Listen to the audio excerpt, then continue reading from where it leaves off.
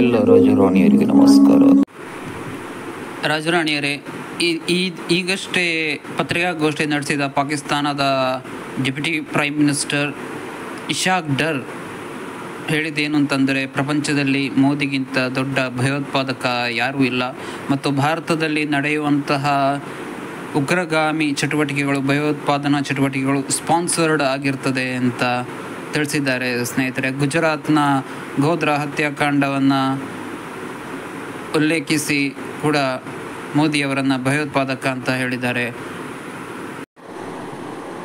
ಅಲ್ಲದೆ ಸ್ನೇಹಿತರೆ, 24 ಗಂಟೆಯೊಳಗೆ ಪಾಕಿಸ್ತಾನದಲ್ಲಿರುವ ಭಾರತೀಯರನ್ನು ಕೂಡ ಪಾಕಿಸ್ತಾನ ಬಿಟ್ಟು ಹೊರಹೋಗುವಂತೆ ಅಲ್ಲಿನ ಸರ್ಕಾರ ಹೇಳಿದೆ ಸ್ನೇಹಿತರೆ.